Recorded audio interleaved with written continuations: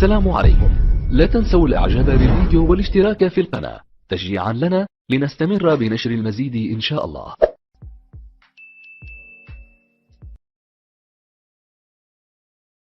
What metaphysical grounding is, okay, because we don't practically have examples of that, but that doesn't mean that that's not a definition. Now, I don't have the dictionary definition before me, I just don't have internet on my phone. I didn't ask you for a dictionary definition. You asked for a definition. Definition. Okay, so why would me giving you a dictionary definition? I didn't ask for a strawman argument again and again. I'm asking you a question. You're committing strawman fallacy again and again. I'm not. I asked for a definition. No, I'm telling you, you're committing strawman fallacy over and over again. I ask you for a definition, you give me an explanation. I ask you a definition, you're telling me, oh, dictionary definition. Look, even in philosophy, the philosophers can have their own vocabulary, what they mean by what they mean. It doesn't have to be a Merriam-Webster dictionary or Oxford and Cambridge dictionaries. They might include the philosophical definitions. Let me ask you again, one more try, okay? If you don't know, you can go and learn, no problem, we can talk again. Define what you mean by causation. Okay. So I would say I have already defined it by giving substitute terms like grounding, metaphysical priority, and being hierarchical in the structure of reality. Okay, I've given those substitute terms. Right now, if you say that doesn't hold on. No, I'm going to understand these terms. Let me finish. If you say that doesn't count as hierarchical what? I didn't hear hierarchical what? In a hierarchical state of priority. Hierarchical state of priority. Yeah. Okay. If you're saying that doesn't suffice as a definition, then I guess I don't know the definition. I'll tell you this. I need to understand what you said so far. Let me quit. I don't have the skill to simply explain without using these other terms. I don't know how to. Now we'll take this term. Yeah. So, a causation means hierarchical state of priority. Now let me ask the audience again. What we mean by causation, to cause something on an object, means hierarchical state of priority. I didn't say that's the definition of it. Can I just wait. Yeah. I'll give you the chance again. Yeah, sure. So the definitions of, you said substitute words and terms. You said metaphysical priority. Yeah. Right? Metaphysical priority. Wait, 1 second. Yeah. Do you understand metaphysical priority? No. This is what causation means? Tell me, explain that. What does it mean, metaphysical priority, which means causation? It means that it is existence. It means, sorry? The sun's existence comes from... I'm not talking about the sun. The very definition of a cause and effect. You're not talking about sun and bananas. I'm sorry. So do you expect... I'm asking you to explain when you say God caused something, God caused the universe, so God caused the universe. The word cause means what? So this is the definition of the term that you're using in your sentence. God caused something into whatever. Cause. You're defining cause as the metaphysical priority. No, you don't mean that, do you? That's not exactly what I said. So, let me ask you again. What do you mean by the word cause when God causes something? Do you mind if I ask a question to qualify what you mean by that question? Do you expect that God's causation eternally is going to operate in the same way as the cause within creation? I want to know what do you mean by cause. It's not how it operates. What is cause? He's asking you for a fact. He doesn't know how to answer your question. So you don't know what causation means? He's asking for clarification. No, I am saying, when you say, how does cause operate? Now you're still asking, this thing that is causation, this is what it does, X, Y, and Z. I'm saying, no, not what it does. What do you even mean by the word causation? Well, normally when I use the word causation, I'm talking about things that are within creation, so it obviously applies in a particular way. What does it mean, causation, in creation? Normally, it's the thing which... it brings about a new state of affairs. Sorry, it brings about a state of affairs. It doesn't have to be new. So it brings about a state of affairs? Yeah. A state of affairs. When obviously everything I experience in this world, that's the normal way that works. Obviously when I talk about... So causation to you is this act that brings about, it's an act, isn't it? It's an act of God. An act of God that brings about a state of affairs. Yeah. Right. When it comes to God, No, sorry, not of God, not necessarily of God. but we are talking about causation in relation to God. That's from the very beginning. You said causation. No, okay? causation in relation to God. I didn't say creation because you are limiting to creation. I said, look, atemporally or temporally, when you say God causes something, what do you mean by that? Does your God work within the parameters of everything within this creation? Sorry? Does your God No, operate? you're asking me a different question. I'm asking you, when you use the word cause, you need to define it. Sure. Okay. Go on. What do you mean by the word? Clarification. No, you are defining, you are not defining, you are simply asking is what do I understand by the word cause? What do I believe about it? not asking. Forget what I understand, what I believe. He's not asking. I am asking you, when you apply the word cause in the English language, it can mean various things, right? What do you mean when you say cause? In relation to what? In what context? God are you- and the objects. Sure. Okay. In that sense, the Son is eternally proceeding from the Father. The Son is eternally being caused by the Father. Cause means being caused. Do you know what kind of fallacy this is? Yeah, fine. Try again. So he's eternally coming from the Father. Eternally coming from the Father. We said. Is that what you mean by causation? Okay. Both of us said it is to bring about a state of affairs, right? Okay. So if we include within a state of affairs also objects, entities, persons, beings, whatever. Okay, right. Yeah. So God the Son is a person, right? Who God the Father brings about, but eternally does so, so there was never and a point where it necessarily does so. Let's understand that. Okay. So you have God here and you have the object.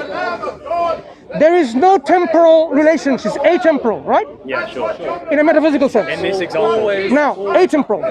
So this object, did it exist eternally without a beginning? yes, yeah. It exists without a beginning, right? Yes. Independent of the God. No.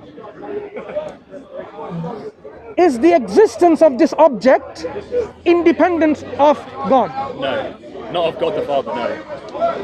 It's not independent. So the existence of this object, And the it's Son, reciprocal. It's reciprocal. the God object. the Father depends No, on the look, Son. hear what I'm saying. Okay. The very existence of this object called the Son is dependent on God causing it. God the Father, yes. Yeah? So that thing is not independent of God, which you affirm. Yes. Neither is God the Father. And it is not eternal because it was caused. Wait, why is it not eternal? Okay, all right. So it's okay. So it is eternally caused. Yes. Right. So far we now have an object which is eternally caused. Same for the Do you Spirit, believe by the that way. God can create a universe atemporally like that? Wait, say again. Eternally. An object can be there eternally and God causing it to bring existence like he does the Son.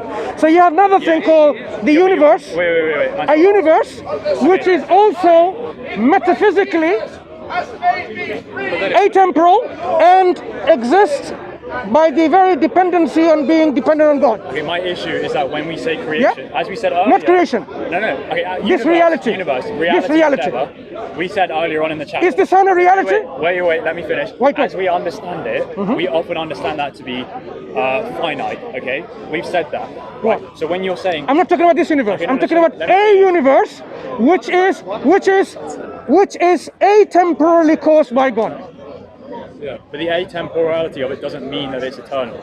It's just a... So you can have a universe atemporally caused by God. I think the God I'm talking about is the God who is. I'm asking you, fact the that God he's that you believe in, That's this is it universe. possible that this creator, Man, God, that's this the universe. Father, can cause a universe atemporally Yes. which exists all the time eternally? I don't know if it could exist eternally. You can do what? Look, God is the one who's causing it, right? So we have someone who is the one who does the job, acting, the actor, file, in other words. No, God the Son as well also acts. Look, So- God the Father is the cause Metaphysical. of the Son. Yes. Right? God the Father is the cause of the eternal universe. Is it possible in your belief system there can be a universe atemporally caused eternally by the creator God the Father? Do I believe that he's done that? Now, is it possible he could do that? I don't know if it's Why actually is that possible. relevant? Why would he? It's important because I want to know. Because my God chooses what he It's not about choice. I'm asking you, is it logically possible? Principle possible. In principle, is it possible? Thank you. I don't know if it is actually. I don't know because I don't know if by understanding what universe means properly, do we understand that it should be in principle eternal? An object God caused into existence. You specified it as the universe, and I'm saying not this universe. I don't know. You said a. Don't conflate with this universe. No, I didn't say this universe. Thank you. I said a universe. Yeah. But I don't know if by using the term universe, most philosophers would understand that to have some finitude. I'm going to define what I mean by universe. An universe is an object which has some reality. Say, for example, there's got stars in it. That's all. A universe has got lots of stars within it. So, in principle, is God the Father in your Trinitarian belief system logically, in principle, able to cause a universe with stars in it, which is atemporally caused and eternal? I'm not sure, but I'll say perhaps for the sake of the argument, just because I need to be more philosophically precise on what's actually meant by universe. Why don't you think about it, and we talk next week on this issue? Okay, let's leave it to that. Okay, nice talking to you. Can I have a separate discussion though? On what? So rather than a debate, I actually was quite interested to hear from an Islamic perspective what are, and we've kind of touched on it slightly, but what are the best arguments that you guys have, or foremost arguments against the Christian understanding of the Trinity? So what would you marshal forward to say the Trinity is false, logically incoherent, whatever? What kind of arguments you give? Are you following the discussion with Jake and Josh? Josh Sidwed. Yeah. Dr. Josh. Yeah. This is going to be part 2. So already, there's lots of things established already. This is Islamic position. A Muslim arguing with your best Christian Trinitarian position. Maybe he's arguing from monarchical position, a monarchical model. But doesn't matter. You can bring Swinburne and bring, Bill Branson's model, whatever. And there will be another part, hopefully, on the accusations of tritheism within the Trinitarian model. Let's wait for those two discussions to complete, and then we can continue. Why? Because this is in the process of development, and it's specifically targeting the model that you are actually presenting anyway. Okay, I'm curious on your... No, it's not about on me. It doesn't have to, because what you're asking is simply, what do I think? A Muslim can argue on your position, as we've already started that with Jake. Yeah. Jake has already started the discussion. Let's complete the discussion, and if you want Bill Branson to come in and debate with him, I'm sure Jake wouldn't mind. I'm saying, like, right here, right now. No, right here, right now is, this is a process in development. I want you to follow thoroughly what the discussion is going, because the accusations that I would bring against the coherency of Trinity, he's already bringing that on the table. And there is more to put that on the table in the part 2. So let's finish those 2 parts, and we can summarize the arguments that we have brought forward against the coherency model of your Trinitarian model. Okay. To be fair, right? Is that here at the corner? Is that all just online, basically? I mean, Jake's not here. Josh is quite busy as well. Yeah. It's going to be online. So follow that online, and we can then have a review, and then we can talk about this. Okay. Because now our position of criticism against this model is already taking place. Okay, sure. Yeah? Would you want to have a debate about the crucifixion then? Crucifixion was a rumor. What's there to debate? No, okay. My point is that... What's there to debate? Okay, so my contention is that you can actually marshal forward an argument against Islam on the basis that it objects to the crucifixion, and the crucifixion, basically the historical consensus is that it occurred. And so my argument would therefore be... What does the Quran say about crucifixion? Just to... Well, I think it's Surah 4, 171. What does it say? Does it deny a crucifixion taking place? What do you mean by a crucifixion? It denies that Jesus was crucified. Simply, does it deny a crucifixion or any crucifixion taking place? No, but it denies the crucifixion of Jesus. Right. So that's why I'm saying crucifixion was quite a well-attested historical rumor. That is the Islamic position. Yes. There are many rumors about Christ. When you say crucifixion, do you mean in general or the crucifixion of Jesus? Of Jesus. Okay. It's quite well-attested rumor. It's a well-attested That's all rumor. it is. Yeah. Okay. And so what basis do you have for calling it a rumor when most historians would call it historical? It's not what most historians said. You see, then the problem of appeal to authority. No, wait. I'm saying, look, when we look at evidence, right? Yeah, what's the evidence? The evidence is what? You have an individual being crucified, and what are documentation do you have from eyewitnesses? Wait, why do it have to be eyewitnesses there at the time? Why do you assume that is the only criteria? I'm not assuming. I'm asking for an evidence that will substantiate the claim that he was crucified. When the evidence is lacking, all you have is rumors. People say this. For example, I have been told that yes, he was crucified, but I may have been misinformed, isn't it? So if you do not have any eyewitness testimony who are reliable and who narrate... What about John? John? Yeah. Who is John? The beloved disciple. And is he trustworthy? I would say he's trustworthy. Not you.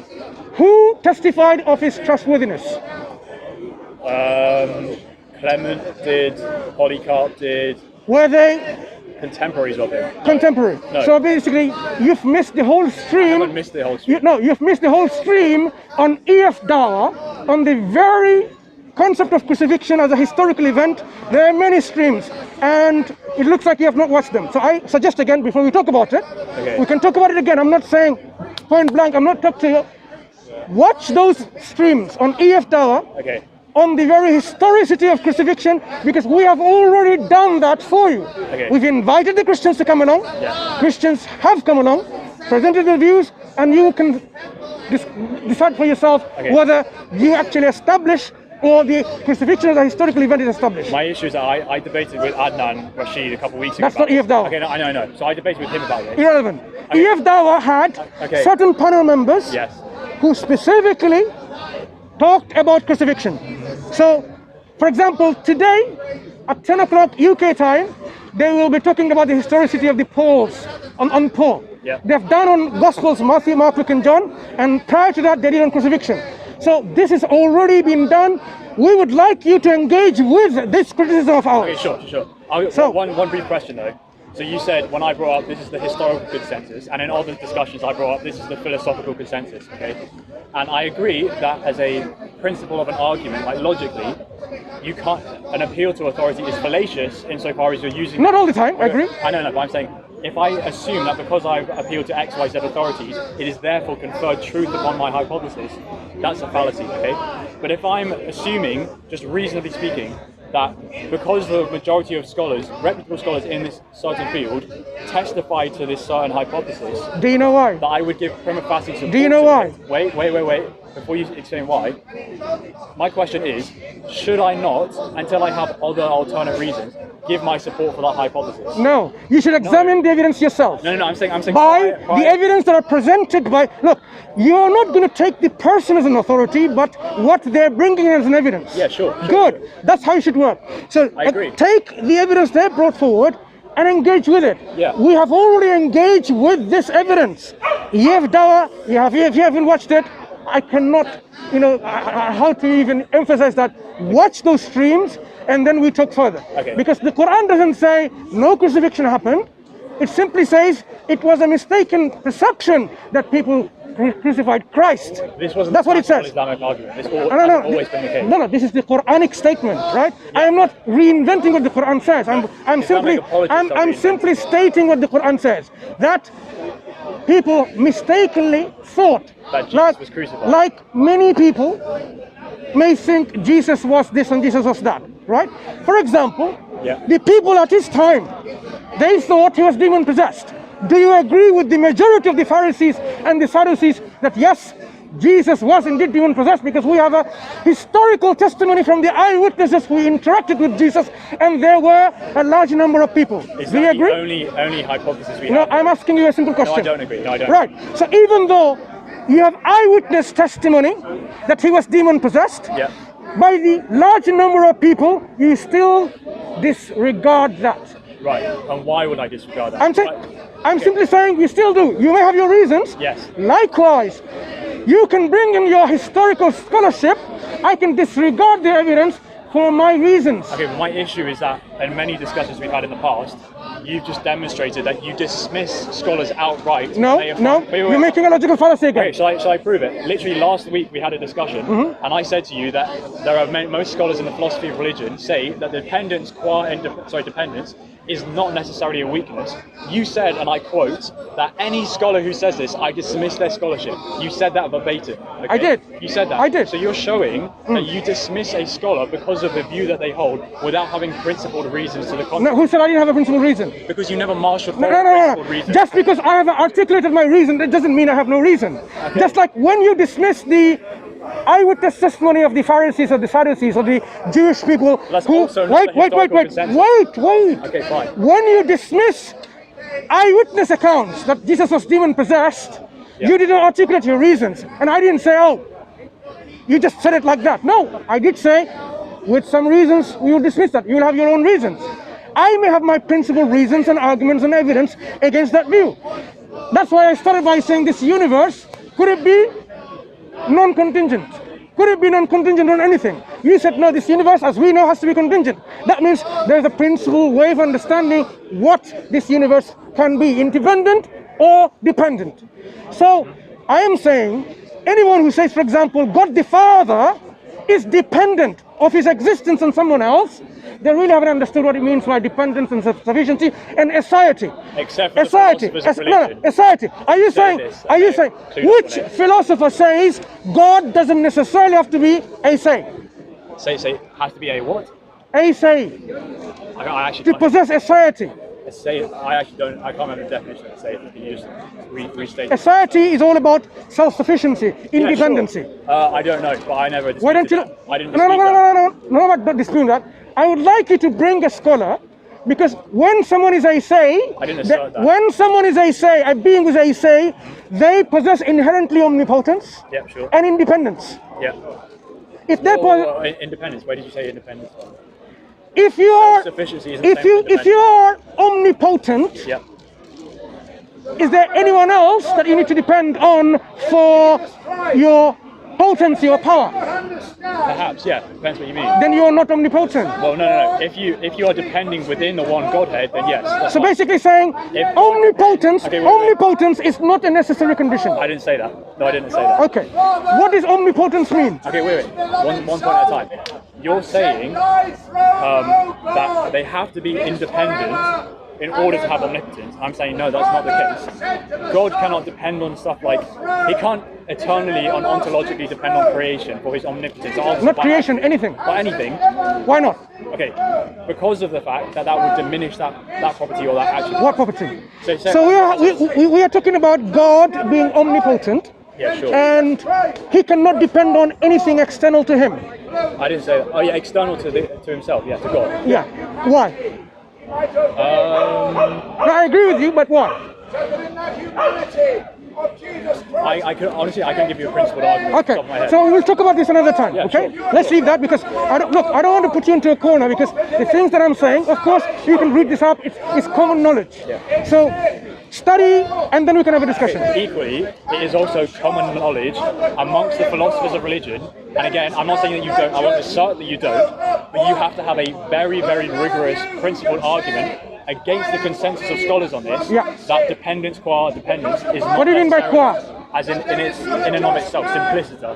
So with no specific conditions or other things So attached that's why I'm going to ask you, which philosopher or what consensus is there that the being which is uncaused can be dependent ontologically? Wait, say what? Which philosophical consensus is there out there where they stipulate an uncaused being can be not ase, can be not independent, but can be dependent? I don't know about aseity, so I'll leave it aside. Just I don't, independence. Okay, wait. That's what I mean. Aseity is. I'm not necessarily sure that they're cohesive. Anyway, my point is this: is that I'd say Richard Swinburne says it. Linda Zagzag. Richard Swinburne says what? Richard Swinburne. What does he say? He would assert that you don't have to be, that God has to be independent in the sense of on himself, right? This is the point. But he has to be independent still. No, he can still depend. The persons of the Trinity can depend on one another. But ultimately, the community, the community has to be dependent or independent. Eternally independent. That's my point.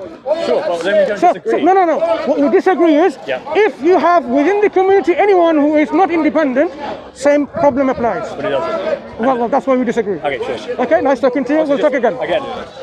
Always needs to be said. We obviously disagree, but no ill will harbored either way. This is the first cool. commandment, and the second is like unto it, namely this: thou shalt love thy neighbour as thyself. And all men have broken these commandments. All men.